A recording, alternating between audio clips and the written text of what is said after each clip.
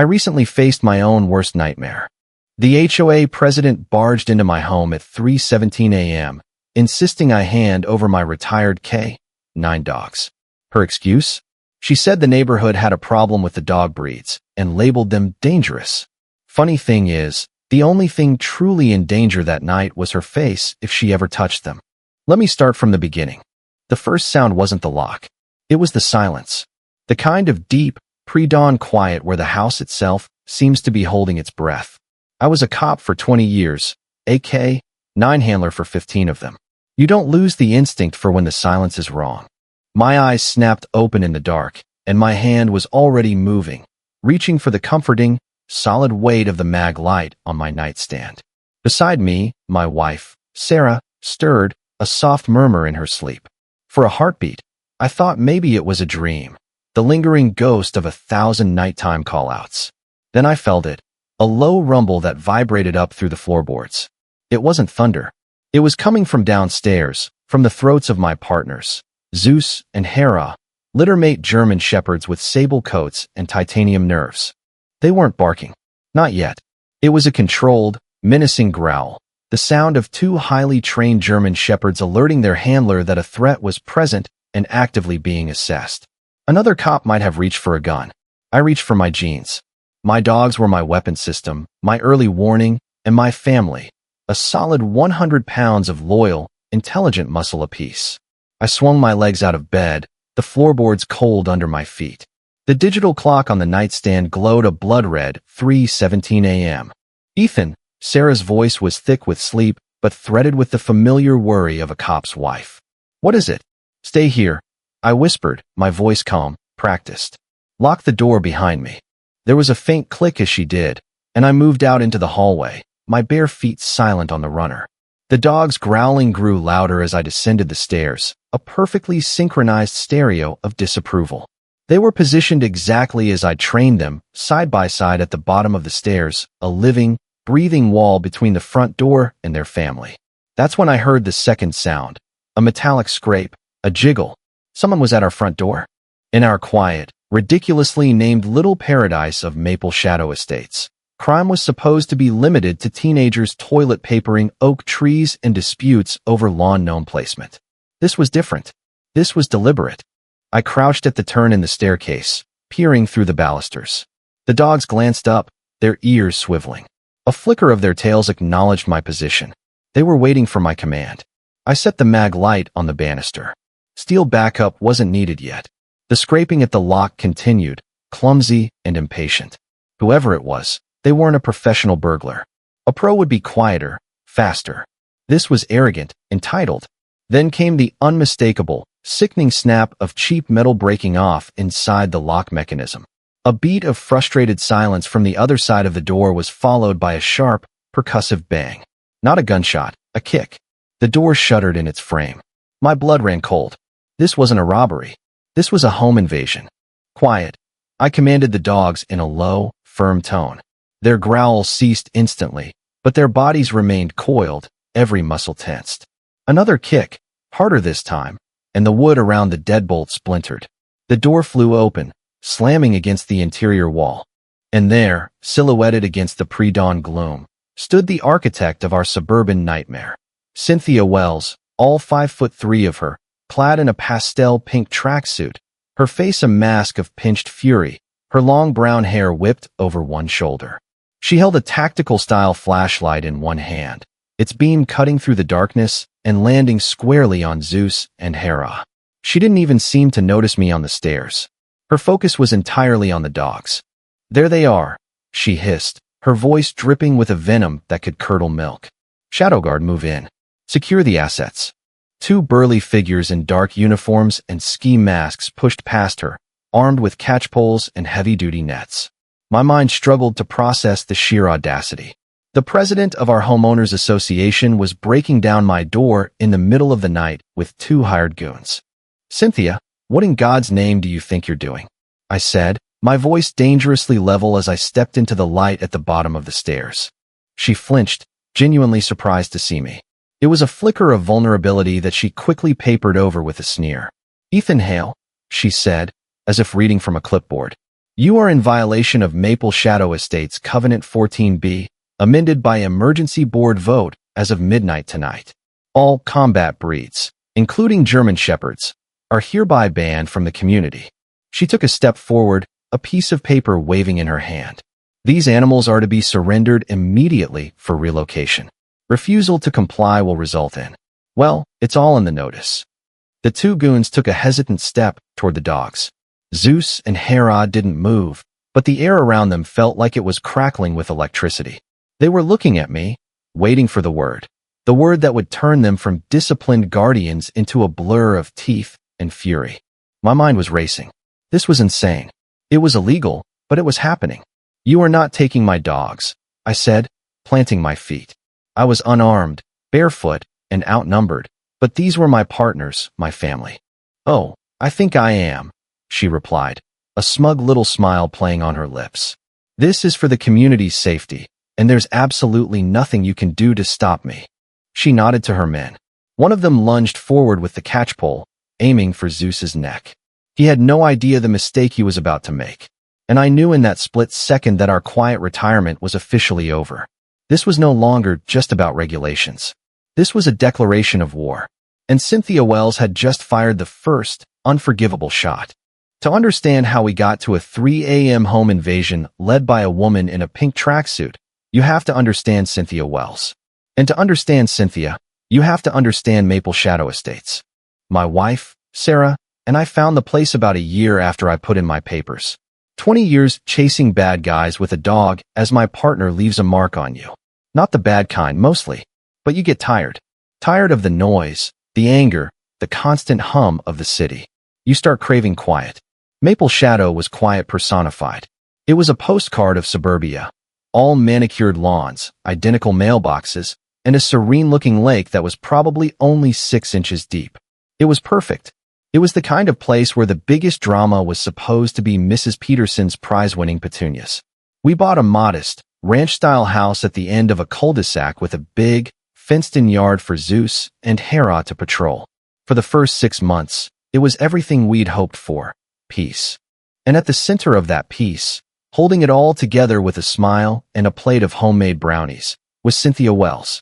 When we first moved in, she was the one-woman welcoming committee. She brought us a welcome basket filled with local jams and a laminated list of community rules. She seemed wonderful, energetic, organized, and genuinely invested in making the neighborhood a great place to live. Everyone loved her. She organized the 4th of July barbecue, the Halloween parade for the kids, the Christmas light competition. She knew everyone's name, everyone's kids' names, everyone's dogs' names. She was the undisputed, unanimously elected queen of Maple Shadow. Looking back, the signs were there, but they were subtle. It started with small changes to the HOA covenants.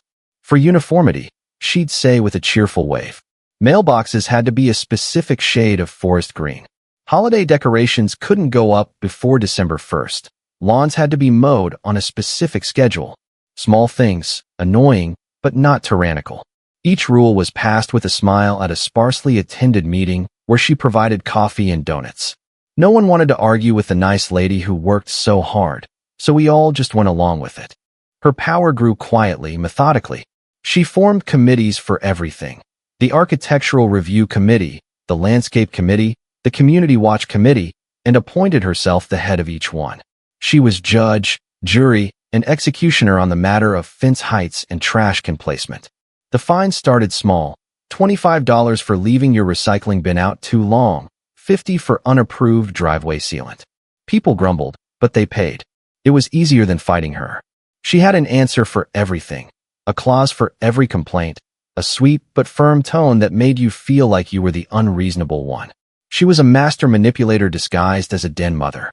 My own first run-in was minor. I was restaining our deck, a project Sarah and I were excited about. 2 days in, a notice appeared on our door.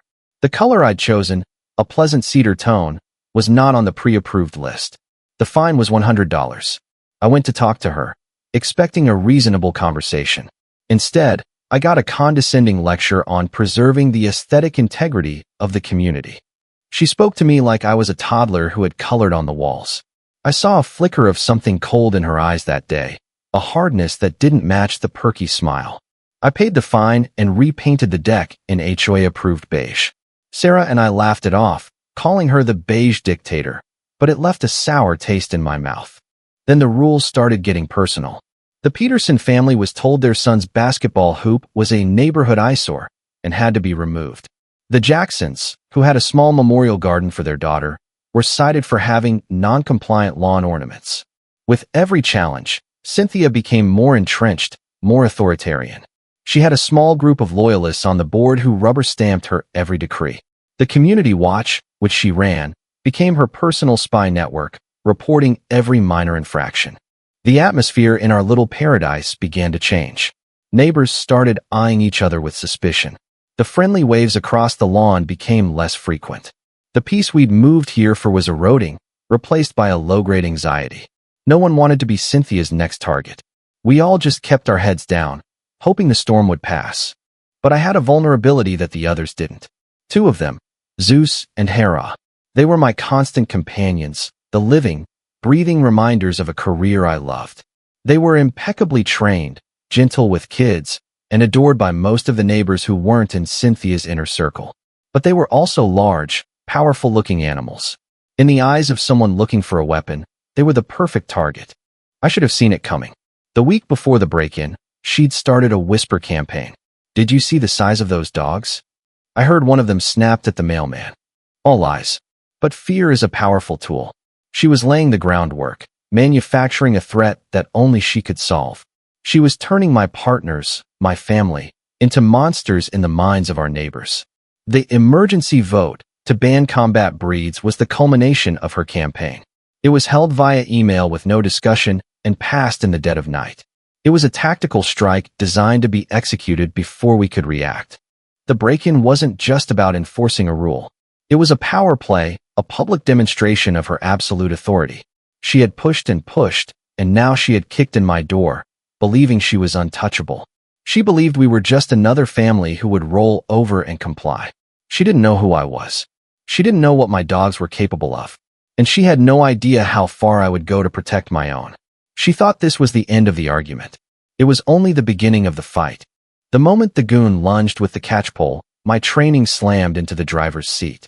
There was no time for shock or anger. There was only action and reaction. "Zeus, watch," I barked. It wasn't an attack command. It was a command to engage, to control, to use his training not to maim, but to neutralize. Zeus moved like a blur of black and tan.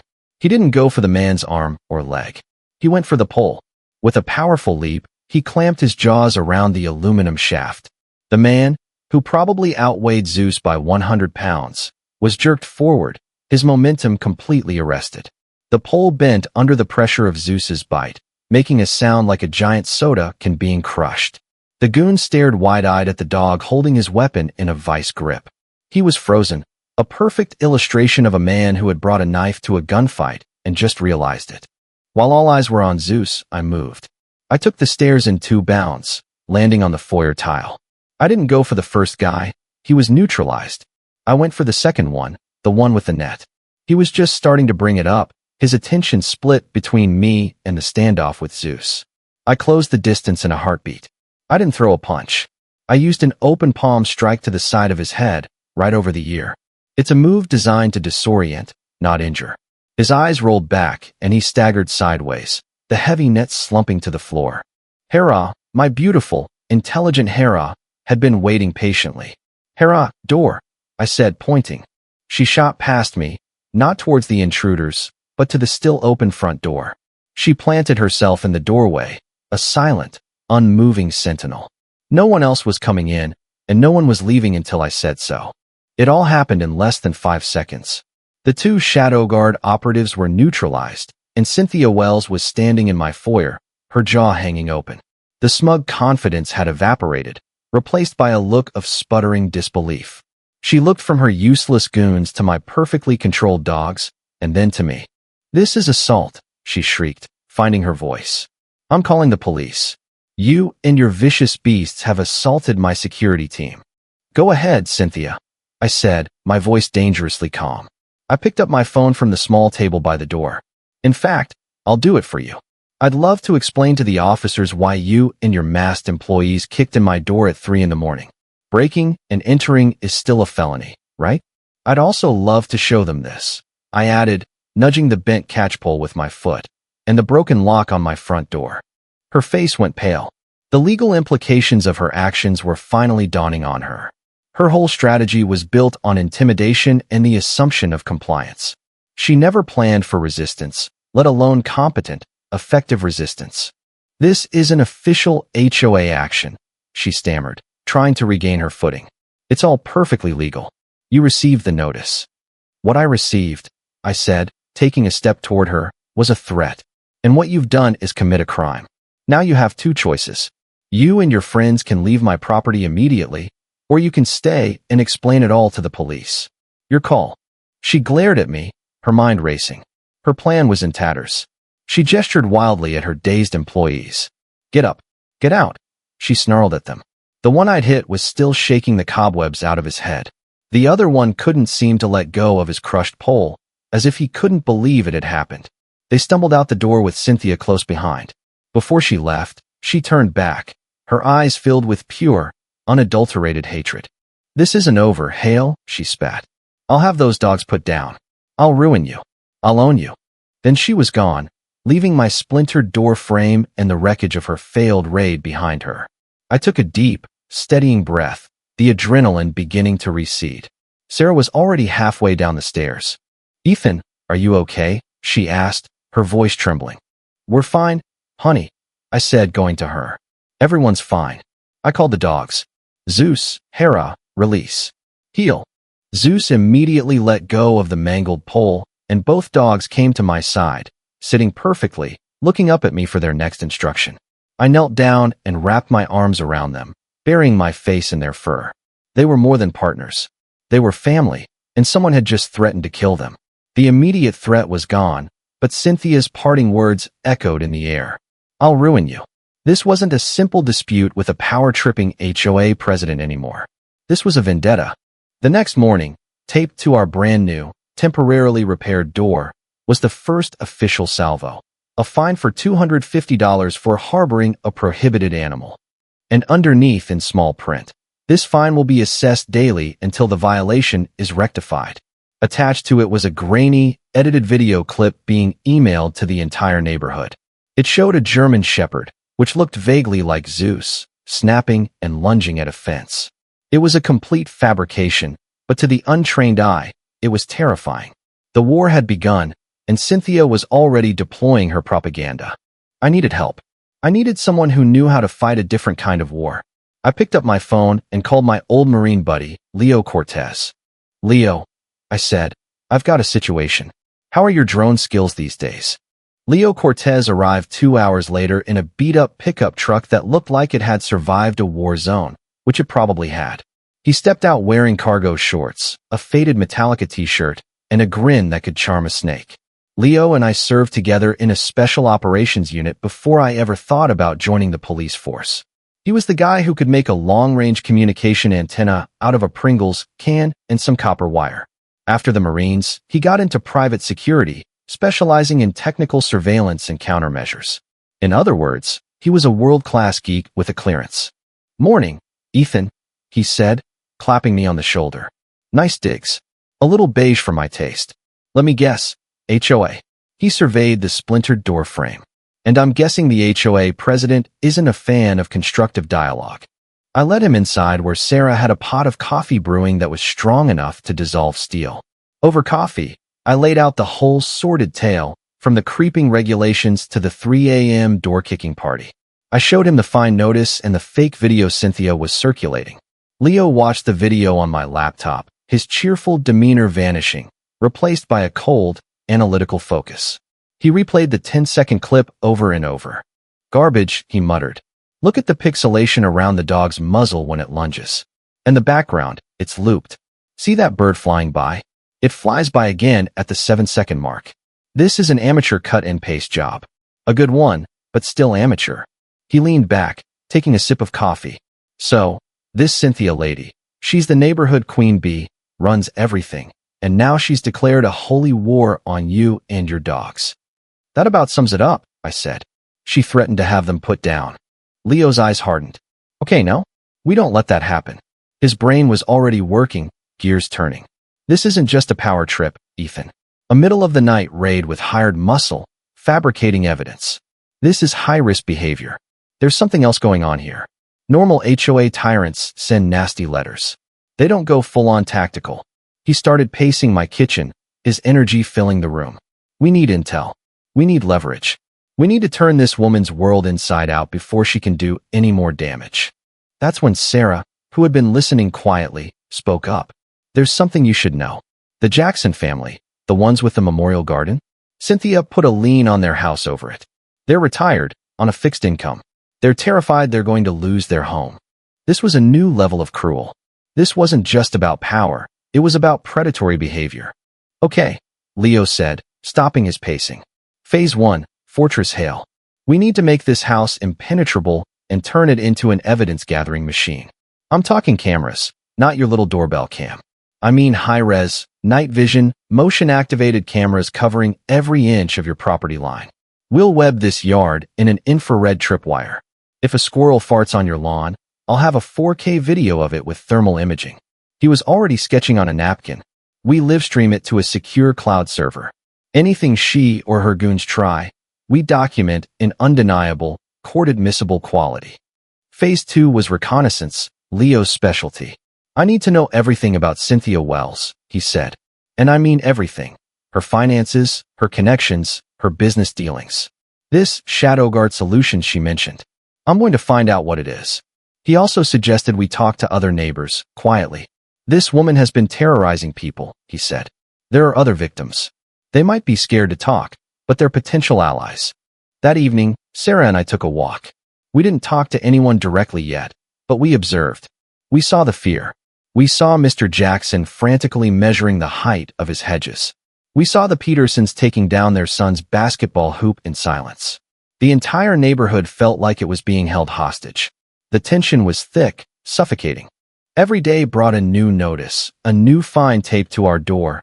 $250 for the dogs, $50 for unauthorized repairs to the door frame, $100 for intimidating behavior by a pet, citing another fake report. It was a war of attrition. She was trying to bleed us dry financially and emotionally. Some neighbors crossed the street to avoid us. Others gave us small, sympathetic nods when they thought no one was looking. We were becoming pariahs in our own community. One afternoon, I was in the backyard with Zeus and Hera. They were just lounging in the sun, being dogs. I saw one of Cynthia's loyalists, a woman named Brenda, peering through the slats in her fence, her phone up like she was filming. I stared right back at her until she scurried away. The paranoia was setting in. We felt like we were under siege. That night, Leo's first shipment of gear arrived. Boxes and boxes of it. As we started unpacking DVRs, cables, and high-tech cameras, I found a half-eaten dog biscuit near our back fence. It looked innocent enough, but my gut screamed at me. I sealed it in a plastic bag. I didn't need a lab test to know it was poisoned. Cynthia wasn't just trying to fine us into submission anymore. She was actively trying to kill my dogs. The line had been crossed. This was no longer just about defense. Now, it was about taking the fight to her. I looked at Leo, who was configuring a camera that could probably read a license plate from space. Find her weakness, Leo, I said, my voice grim. Find it, and we're going to exploit it. For 2 weeks, we were locked in a Cold War. Leo transformed our quiet suburban home into a surveillance fortress. Tiny, almost invisible cameras now watched every approach. Motion sensors were buried along the fence line, synced to a silent alarm on Leo's and my phones. Leo himself was a whirlwind of focused energy, fueled by Sarah's coffee and a righteous fury that matched my own. He practically moved into our spare bedroom, which he quickly converted into a command center filled with monitors, laptops, and a spaghetti-like tangle of wires that he called organized chaos. During the day, he was a ghost, digging into the digital life of Cynthia Wells and her mysterious company, Shadow Guard Solutions. At night, he was our sentinel, monitoring the live feeds, often staying up until dawn, watching for any sign of trouble. He'd text me at 3 a.m. with updates like, "Subject Brenda is deploying lawn sprinklers at an unapproved hour. The rebellion begins." His humor was a pressure valve in the mounting tension. Meanwhile, Sarah and I focused on the ground game. We started talking to our neighbors, but cautiously. We didn't lead with Cynthia's midnight raid. We started by asking about their own HOA issues. It was like opening a floodgate. We met Kenji Tanaka, a quiet certified public accountant who lived 2 streets over. He told us how Cynthia had fined him thousands over the color of his window shutters, which had been the same color for 10 years before she came to power. He tried to fight it, asking to see the HOA's financial records, as was his right. Cynthia had stonewalled him, drowning him in procedural nonsense until he gave up. She runs the books like her own private slush fund, Kenji said, his voice tight with anger. But the bylaws she wrote make it almost impossible to get a proper audit without a majority vote. And she controls the board. I saw the fire in his eyes. Kenji, I said, what if we could get you those records? A slow smile spread across his face. If you can get me the data, I can follow the money. We had a new ally. The real break came late one night. I was in the command center with Leo. He was staring intently at one of his monitors, a string of code scrolling rapidly down the screen. I'm in, he whispered, a triumphant gleam in his eyes. He had managed to bypass the flimsy security on the HOA's server. It was amateur hour, protected by a password that was literally Maple Shadow 1. She's arrogant, Leo muttered. She never thought anyone would have the skills or the nerve to look. He downloaded everything, years of financial statements, meeting minutes, internal emails. He sent the entire data dump to Kenji Tanaka, who replied with a simple text a minute later. Let the games begin. But Leo wasn't done. He was digging into Shadow Guard Solutions. Publicly, it was a registered LLC with a P.O. box address. It offered executive protection and asset relocation services. It all sounded very corporate and bland, but there was almost no public footprint, no advertising, no real client list. It was a ghost. Front companies are designed to be boring, Leo explained, his fingers flying across the keyboard. You follow the registration, the tax ID numbers, the digital breadcrumbs. He worked for hours, diving deeper and deeper into the internet's dark corners. I watched, fascinated, as he peeled back layers of digital camouflage. Finally, he stopped. He leaned back in his chair and stared at the screen, not with triumph, but with a look of stunned confusion. Ethan, you need to see this, he said, his voice quiet. I leaned over his shoulder. On the screen was a record from a federal penitentiary's inmate fund. It showed a series of regular deposits into the commissary account of a prisoner named Vincent Moretti. The deposits were coming from a bank account linked to the Shadow Guard Solutions LLC. My blood ran cold. I knew that name.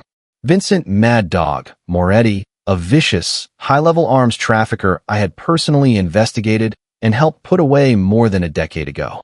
It was one of the most dangerous cases of my career. Moretti was smart, ruthless, and had a network that spanned 3 continents.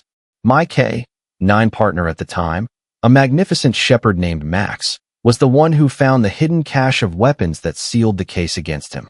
Moretti had looked at me in the courtroom after the verdict was read, his eyes filled with a chilling, bottomless hatred, and mouthed 2 words, I'll remember. I had dismissed it as the empty threat of a caged animal. I had been wrong. Leo, I said, my voice barely a whisper. Pull up everything you can find on Vincent Moretti. Leo's fingers were a blur. A few clicks later, a new file appeared on the screen. It was a public record search. There, listed as Moretti's next of kin, his only living relative, was his sister, a woman who had legally changed her surname a year after her brother's incarceration. Her new name was Wells. Her first name was Cynthia. Everything snapped into focus with the force of a physical blow. The move to Maple Shadow, the charming takeover of the HOA, the obsession with rules and control, the targeted harassment, the escalation, the combat breed ban. It was never about lawn gnome aesthetics or the color of my deck. It was never about building a perfect community. It was about revenge. She had spent years building this elaborate trap, this suburban kingdom where she was the law, all for the sole purpose of getting to me, of isolating me and destroying the things I loved, just as she felt I had destroyed her brother. This wasn't an HOA dispute. This was a vendetta, and we were standing right in the kill zone. The air in the room went from tense to ice cold. Sarah, who had come in with a fresh pot of coffee, saw the look on my face and set the pot down without a word. I explained who Vincent Moretti was. I told her about the case, the threats, the pure venom in the man's eyes. I told her how my old partner, Max, had been the hero of that case. The connection was undeniable and terrifying. So, this entire thing, Sarah said, sinking into a chair, her face pale. The HOA, the fines, living here. It was all a lie, a setup? A years-long operation, Leo confirmed, his voice grim. She picked this neighborhood, took control of it, and turned it into her own private hunting ground. She's been waiting for you, Ethan. For the first time since this started, a wave of profound weariness washed over me. I had retired to escape this world, the world of vendettas, of predators, of looking over your shoulder. I had come here for peace. And instead, I had walked my family directly into the crosshairs of a meticulously planned revenge plot. We were no longer just fighting an out-of-control HOA president. We were fighting the sister of a hardened criminal mastermind, a woman who clearly shared her brother's capacity for ruthlessness and long-term planning. My first instinct was pure, white-hot anger. I wanted to storm over to her house, kick down her door, and end this right now. My hands clenched into fists.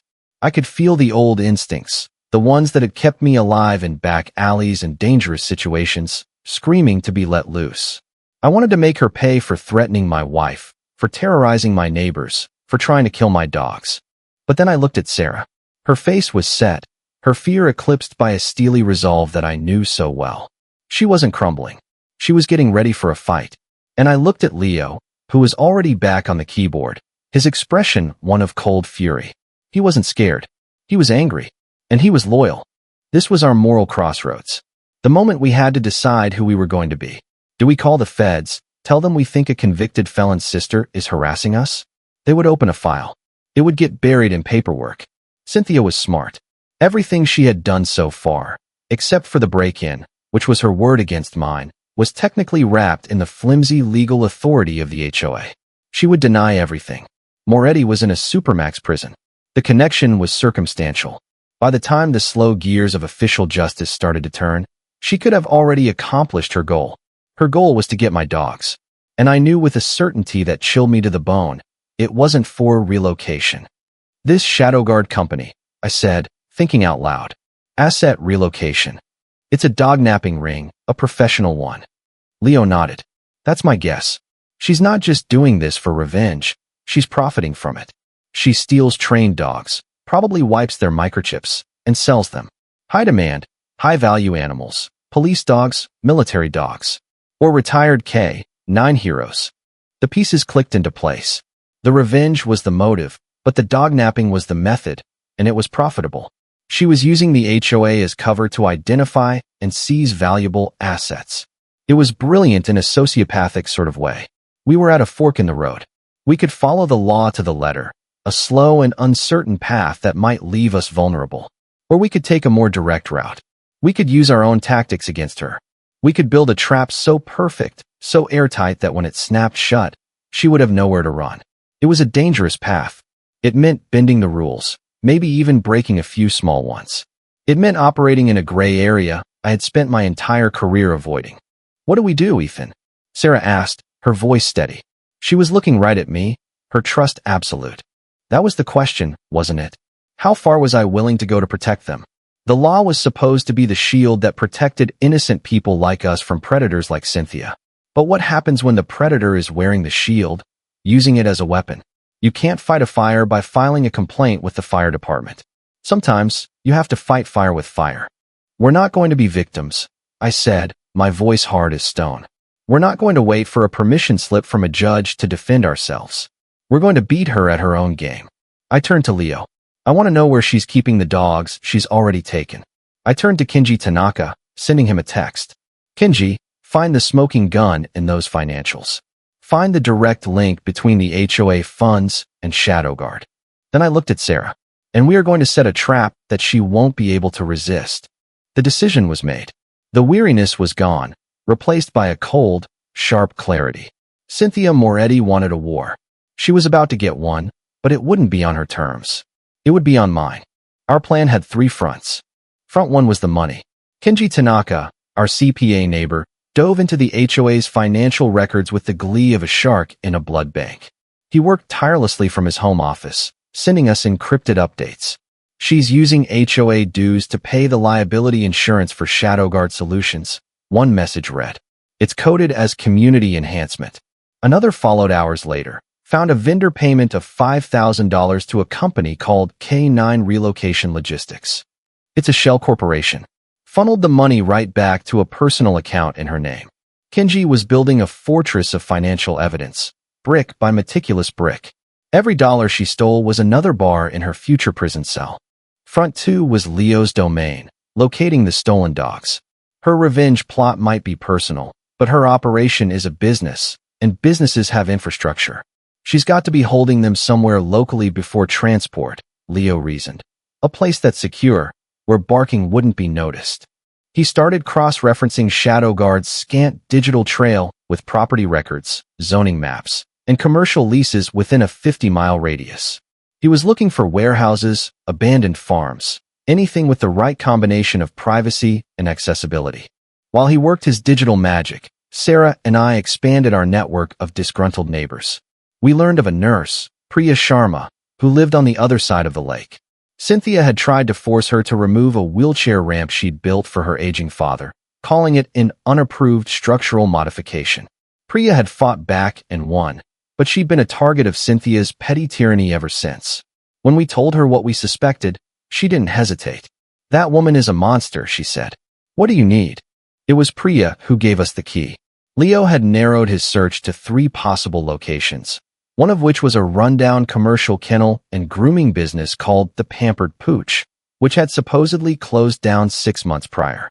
It was located in a semi-industrial area on the edge of town. The clinic where I work uses a medical waste disposal service that has a pickup right behind that place, Priya told us.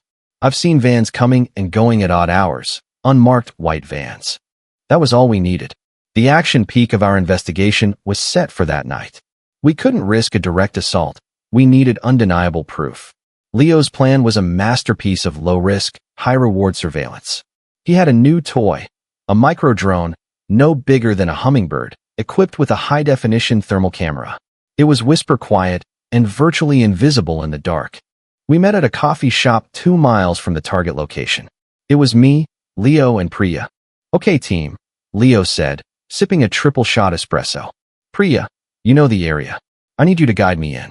Find me a launch point with a clear line of sight to the back of the building, a dark alley, a rooftop, anywhere I can operate from without being seen." Priya nodded, pulling up a satellite map on her phone. "There's a service road behind the medical complex. It's dark and deserted after 9 p.m. It gives you a perfect view of their backlot. My job was to be the reaction force. I'd be parked a quarter-mile away, monitoring the drone feed on a tablet, ready to call the police the second we had visual confirmation. This had to be clean, no vigilantism, just pure, irrefutable evidence." The operation went down just after 11 p.m. The night was overcast, moonless, perfect. Priya guided Leo into position. I watched on my tablet as the drone's feed flickered to life. The world turned into a landscape of ghostly shapes and heat signatures. Leo was a surgeon with the controls. The tiny drone lifted off, a silent speck against the dark sky, and zipped across the rooftops toward the Pampered Pooch. The building was dark, but the thermal camera told a different story. It showed dozens of small, warm rectangles inside, kennels. And inside those kennels were the unmistakable heat signatures of dogs. Dozens of them. "I'm in," Leo's voice crackled over our secure comms link. "I'm seeing at least 30, maybe 40 animals." The drone swooped lower, peering through a high window on the back of the building. The window was grimy, but the camera was powerful enough to cut through the haze. My heart pounded in my chest. These weren't just random pets. I recognized the distinct posture and build of Belgian Malinois, Dutch Shepherds, and German Shepherds. Hera may be pure GSD, but many of these stolen heroes were lean Belgian Malinois like Rocco. These were working dogs. I saw one magnificent Malinois with a telltale scar over its left eye. "My God," I whispered. "That's Rocco. He was with the state police. Went missing from his handler's yard 2 months ago." We were looking at a treasure trove of stolen heroes. These dogs were worth tens of thousands of dollars each on the black market. Suddenly, the back door of the kennel opened. One of Cynthia's goons, the same one who had wielded the catchpole in my house, stepped out for a smoke. Leo expertly maneuvered the drone into the shadows of an eave, holding it perfectly still. We had him on camera. Then, a white van pulled into the back lot. Cynthia Wells herself got out of the passenger seat. She was dressed in black, all business, the pink tracksuit replaced by a look of cold efficiency. She began directing her men as they started loading crated dogs into the van. This was it. The smoking gun. We had her. We had the location, the stolen animals, and the criminals, all caught on crystal clear thermal video. "Call it in, Ethan," Leo said, his voice tense with triumph. "Let's bring the cavalry." I had my phone in my hand, my thumb hovering over 911. This was the moment we'd worked for, the clean, legal bust. But just as I was about to press the button, my other phone, a burner I was using for secure communication, buzzed with an incoming message from a number I didn't recognize. I opened it. It was a picture of a single document, a close-up shot that made the words terrifyingly clear. It was an official animal control form, an order for the seizure and euthanasia of 2 German shepherds, Zeus and Hera, residing at my address. The order was signed by a county judge based on a falsified veterinary report claiming they were rabid. It was dated for the next morning. My blood turned to ice. A cold, dreadful understanding washed over me. The kennel, the shipment of dogs we were watching right now, that was just business as usual. The real operation, the one that mattered to her, was happening tomorrow. This whole thing was a distraction. While we were focused on her criminal enterprise, she was moving in for the kill. Her revenge wasn't just about stealing my dogs. It was about destroying them and using the law itself as her weapon. Calling the cops right now would stop this shipment, yes, but it would also show our hand. Cynthia would be arrested, but she'd lawyer up, post-bail. And by the time we untangled everything, the kill order, which was already signed and in the system, would be carried out. She had outmaneuvered us. She had created a checkmate situation where any move we made would result in us losing our family. I looked at the live feed of her on my tablet, calmly overseeing her criminal operation, and then at the euthanasia order on my phone. The choice was suddenly, horrifically clear. We couldn't just expose her business. We had to expose her heart, her motive, her pure evil, all at once and in a way that would leave her with no escape. The legal route was now a trap. We had to create our own. "Don't call the police," I said into the comms, my voice tight. "Leo, pull the drone back. Clean up. Get out of there. Priya, you too. Go home. Erase everything. We saw nothing tonight." There was a moment of stunned silence on the other end. "Ethan, what are you talking about?" Leo's voice was a mix of confusion and protest. "We have her. It's over." "No, it's not," I replied, my mind racing, a new, desperate plan beginning to form. "It's not over. She's one step ahead of us. She just put a kill order on Zeus and Hera for tomorrow morning." I forwarded him the image of the euthanasia order. The silence that followed was heavy, filled with a shared understanding of how close we had just come to a catastrophic failure. Cynthia hadn't just built a better mousetrap, she had mined the cheese. Her business was a separate entity from her revenge. We had focused on the business while she had been aiming for our hearts the entire time. She was willing to sacrifice her entire operation to get caught red-handed with a van full of stolen dogs, as long as that kill order was executed. Back at the house, the atmosphere in our command center was grim. The elation of our discovery was gone, replaced by the cold reality of the ticking clock. We had less than 12 hours. "How did she get a judge to sign this?" Sarah asked, her voice trembling with rage as she stared at the kill order on the monitor. "A falsified vet report," Leo said, pointing to a name on the form. "Dr. Alistair Blackwood. I'll bet you $1,000 he's on her payroll. And the animal control officer assigned to execute the order, Henson? He's got a history of losing evidence in animal cruelty cases. She didn't just find a loophole, she bought a whole team." It was a chillingly brilliant move. By using official channels, she had insulated herself. If we resisted the animal control officer, we would be the ones obstructing justice. We'd be arrested, and the dogs would be seized and killed anyway. She had turned the law into an inescapable weapon aimed directly at us. We were backed into a corner. And that's when the second twist happened, the one that gave us a fighting chance. Another message came through on the burner phone from the same anonymous number. It just said, "Henson's partner is a rookie. Name's Reed. He's a good kid. Hates bullies. He doesn't know the report is fake, but he thinks the rush order is suspicious. He's the one taking the lead tomorrow. Henson will just be his backup. A new piece was on the board, an unknown variable. Our anonymous source wasn't just giving us a heads up. They were giving us an opening. I realized who it had to be. There was only one person with access to this information and a reason to be disgusted by it. The honest partner of the corrupt animal control officer she'd bought. Someone on the inside saw the rot and decided to act. A new plan began to form in my mind, bolder and far more dangerous than anything we had considered before. We couldn't stop the system she had set in motion, so we had to let it play out. But on our stage, under our lights. She thinks she's coming for our dogs tomorrow morning, I said, the pieces falling into place. She'll probably be parked down the street, watching it all go down. It's the culmination of her revenge. She's not going to miss it. Leo nodded, catching on. So we give her a show. We give the whole neighborhood a show, I corrected. We're going to fake a trip. We'll pack the car tonight, make a big show of it. We'll tell the neighbors we're going to my sister's for the weekend to let things cool down. Sarah caught my eye, a flicker of understanding in her gaze. And we leave the cameras running. Every single one, I confirmed. Leo, I need every camera we have, plus the micro-drone, focused on this house. I want a live feed that we can broadcast, not just to a secure server. I want to be able to push it to every phone in this neighborhood with the press of a button. Leo's grim expression broke into a slow, predatory smile.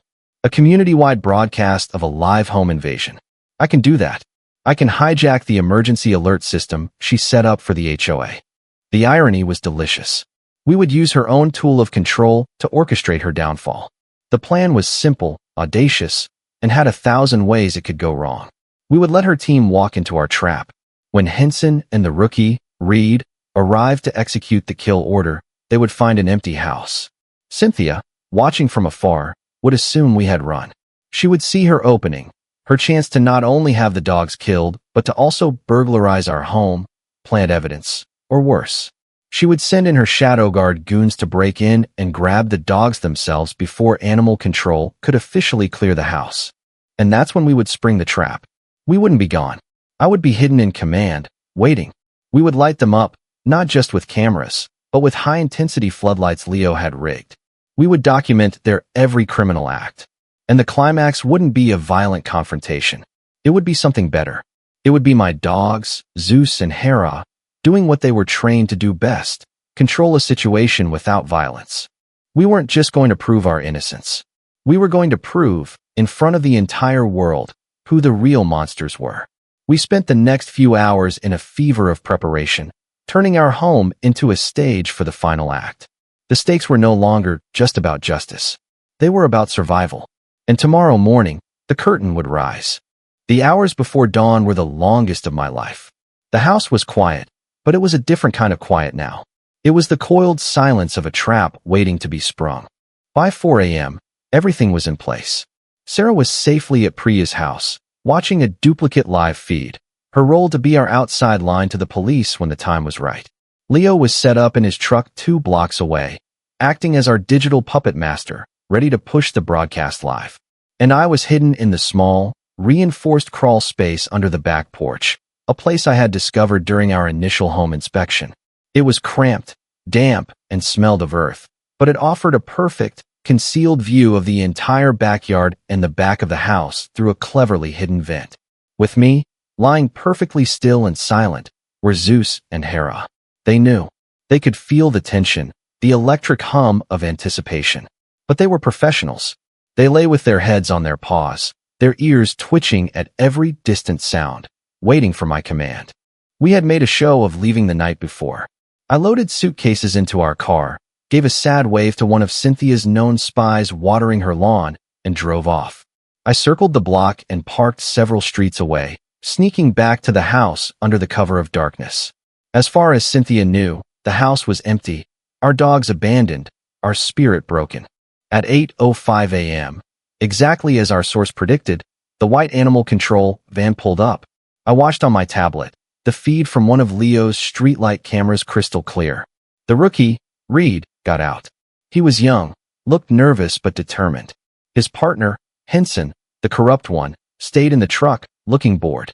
Reed walked up to the front door, the euthanasia order in his hand. He knocked. He waited. He knocked again, louder this time. He peered through the windows. He walked around the side of the house. From my hiding spot, I could see him trying the back gate. It was locked. He made a call on his radio, then walked back to the van, shrugged at his partner, and they drove away. The first part of the bait was taken. To any official observer, they had made their attempt and found the residence gone. The real show was about to begin. Less than 10 minutes later, a black, windowless van, different from the one at the kennel but just as menacing, rolled slowly down the cul-de-sac and parked directly across the street. I zoomed in on the driver. It was Cynthia Wells. Her face was a mask of triumphant glee. She thought she had won. She thought we had fled in fear, leaving our dogs to be hunted down.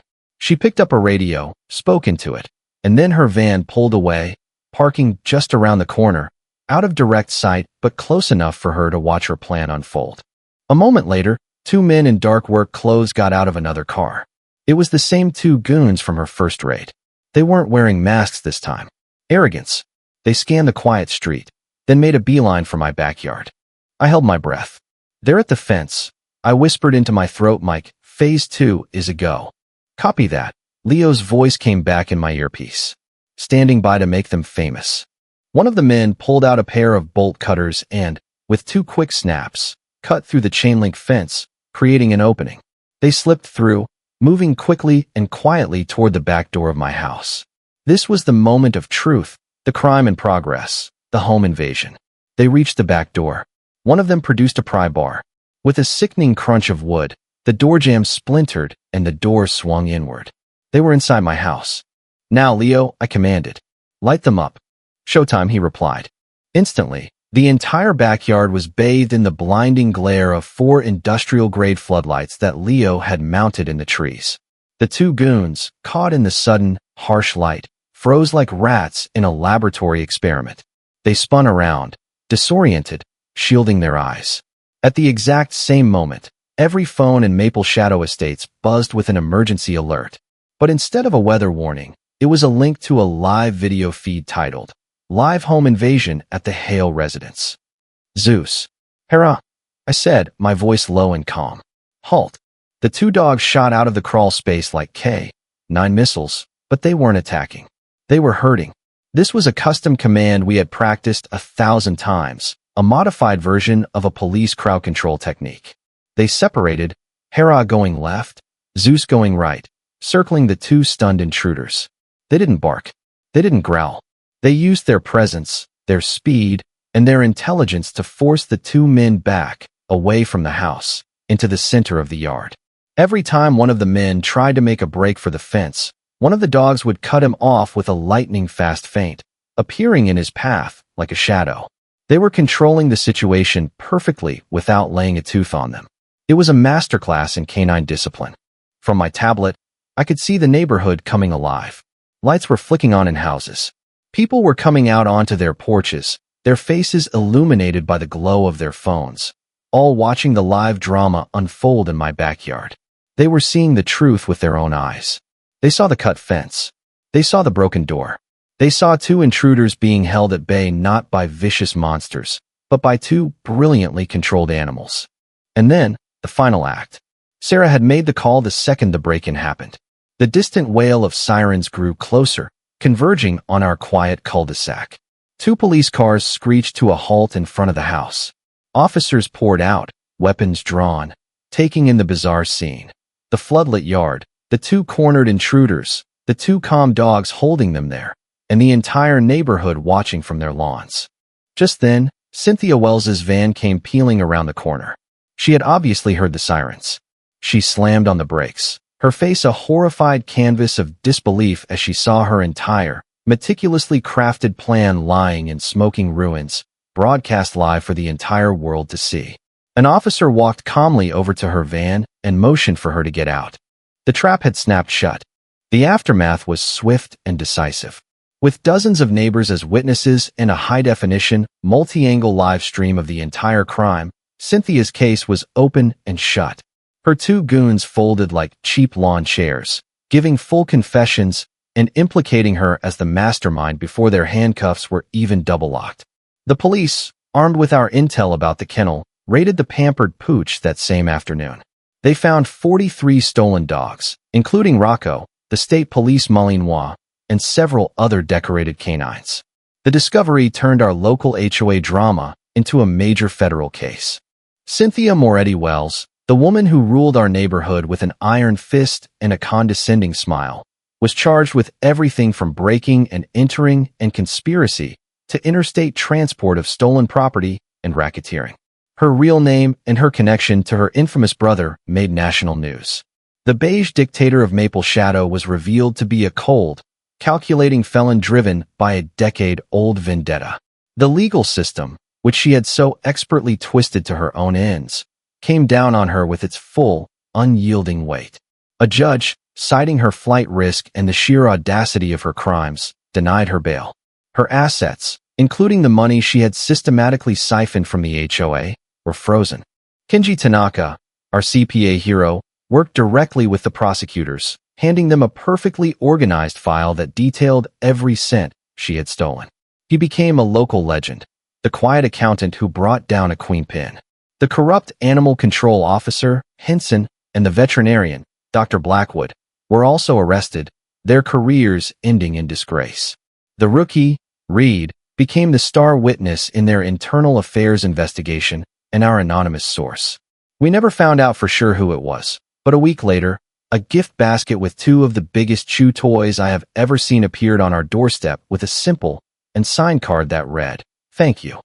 The change in Maple Shadow Estates was immediate and profound. The cloud of fear that had hung over us for so long evaporated overnight. The HOA board members who had been Cynthia's loyal sycophants all resigned in shame. An emergency town hall was called, and for the first time, it was packed not with spies but with empowered homeowners.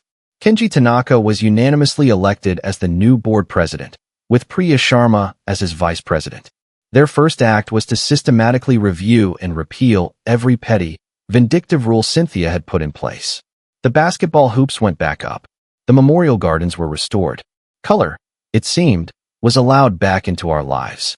We became unlikely celebrities.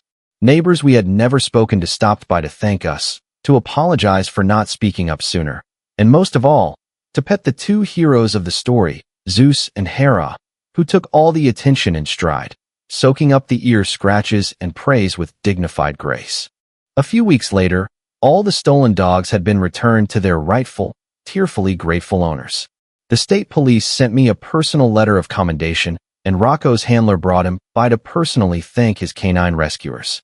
The 2 powerful dogs sniffed each other, wagged their tails, and seemed to come to a mutual, professional understanding. The story, for the most part, was over. Justice had been served, not because the system worked on its own, but because a few people who were pushed too far decided to push back. We didn't just fight for ourselves, we fought for our whole community. Tonight, I'm sitting on my newly restained deck, a rich, deep, and beautifully non-compliant cedar color. Sarah is beside me, her head resting on my shoulder. At our feet, Zeus and Hera are snoozing, their bodies twitching in dreams of chasing squirrels, not criminals. The air is filled with the sound of kids playing down the street and the distant, happy bark of a neighbor's dog. It's quiet, the kind of right, peaceful quiet we came here for. I learned that a man will go as far as it takes to defend his own. But the real victory isn't about how well you fight. It's about what you build in the aftermath. We didn't just expose a criminal. We helped our neighbors find their voices again. We didn't just save our dogs. We helped restore a community. And as I watch the sun set over the lake, I know with absolute certainty that we are finally home. And this time, the peace is real.